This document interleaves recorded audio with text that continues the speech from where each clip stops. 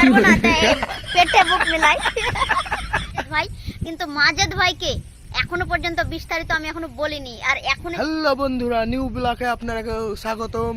তো আমি আব্দুর রহমানের কাছে যাব।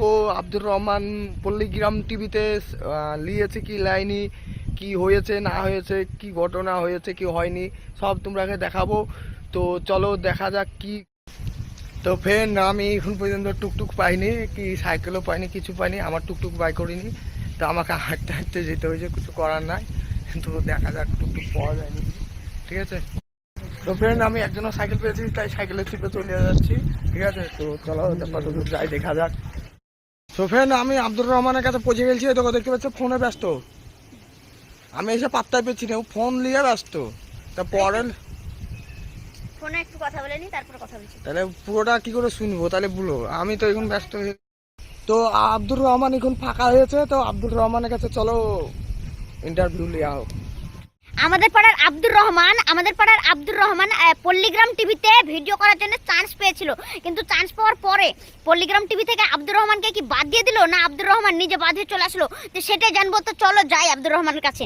তো ফ্রেন্ডস, দেখতে পাচ্ছ আমরা মাজেদ ভাই। আর কে আব্দুর রহমান? আমি তো আব্দুর রহমান। আচ্ছা, যাই হোক, বলে দাও, বলে দাও। হয়েছে। তা তোমাকে পল্লীগ্রাম টিভিতে গেছিলে, তা কি কি করেছে সেটা একটু বলে দাও ফ্রেন্ডসটাকে। ঠিক আছে, বলছি। আব্দুর রহমান, তোমার যে পল্লীগ্রামে গেছিলা, তো পল্লীগ্রামে কি হয়েছে না হয়েছে এইসব ডিটেলস গুলি তোমরা বলবা, হবে? তুমি বলবা। ঠিক আছে, আজকে আমি সব বলবো। পল্লীগ্রাম টিভির সঙ্গে আমার কি হয়েছে বিস্তারিত আজকে খুলে বলবো। প্রথম থেকে বলছি।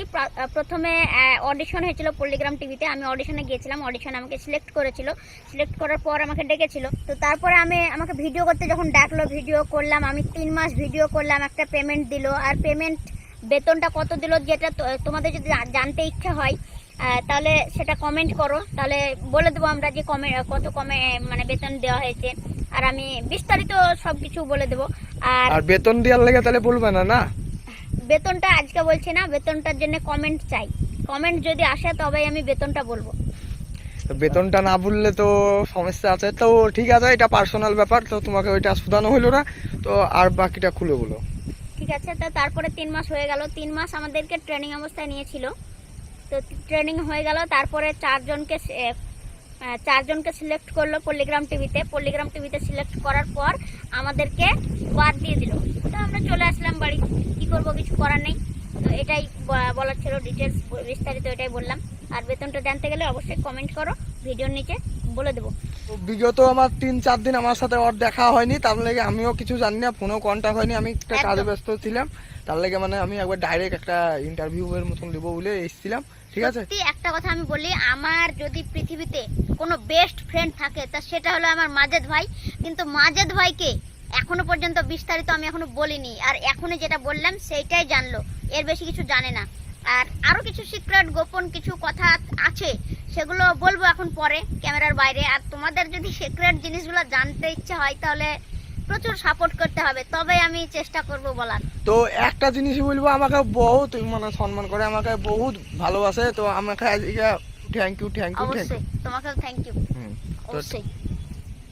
তো ঠিক বুকে আছে, তো বুক মিলাতে পারবো না, তাই পেটে বুক মিলাই। তো টাটা। তো পরের ব্লগ ভিডিওতে আবার দেখা হবে। আজকের ভিডিওটা এই পর্যন্ত। যদি ভালো লাগে লাইক কমেন্ট শেয়ার সাবস্ক্রাইব করে দাও। আর পরবর্তী ভিডিওতে আবার দেখা হবে। বাই।